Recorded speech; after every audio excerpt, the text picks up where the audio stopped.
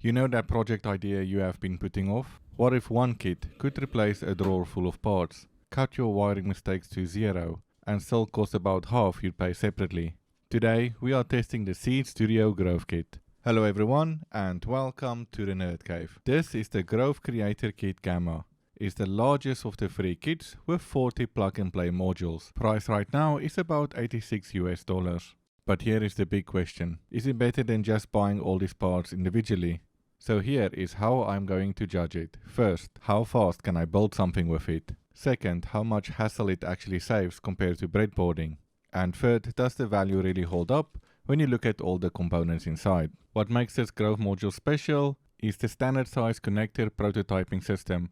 Compared to systems that need jumper wires, Grove's modular building blocks makes assembling electronics really easy. For this, Seeed Studio has made modular base kits that you can plug in your microcontroller. So to judge this kit based on those 3 points I have made, let's build two simple projects with it. In the first project, we are going to use an ultrasonic sensor with an LCD and a buzzer to create a distance sensor device. I'm also going to build this project with the Raspberry Pi Pico on a breadboard and then compare the time it took me to build both of them. So let's look at project 1. Here we have 3 Grove modules connected to the shield, and we're using the ESP-S3 shell from Seeed Studio. Now if I bring my hand close, it should beep fast, and then in the middle range it will be slower, and then further away, more than 15 centimeters, it should be the slowest. So let's give this a try.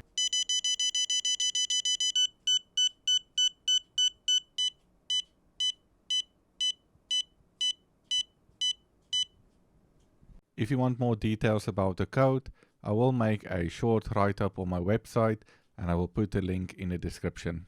In project 2, we are going to build a simple stopwatch using a button and a 4-digit display. Let's look at project number 2. Here we have demo 2, so when we press this button, our stopwatch will run, and then when we press the button, it will stop. Now to reset this, we will press and hold this for longer than 2 seconds. And then when we let go, it will be 000 again.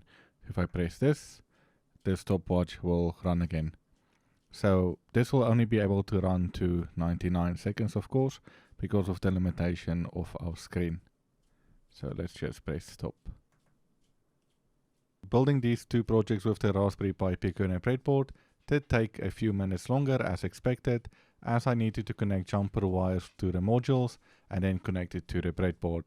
So if you're a beginner starting with electronics, this Grove module sensors will definitely help you save a lot of time and debugging with wires. Before I make my final verdict on the kit, there's also a few other things I want to mention about it. There is a creator guide, so this guide will guide you through how to connect everything with the Arduino shield, and it will also have example code just for the Arduino. So in my video I have used MicroPython, but the kit does have support for Arduino, so you can find all the code there. Seeed Studio also sells different modules. For example, here we see we have an OLED display, so it uses the same interface. So if you want to expand on your kit, on the website there is more than 300 different modules to choose from.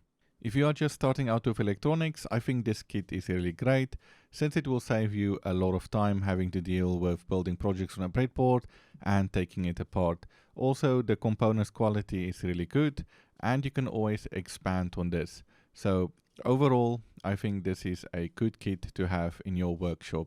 I hope you found this video helpful, and for more reviews and tutorials about the Raspberry Pi Pico, ESP32 and so on, consider subscribing to the channel. I will see you in the next video.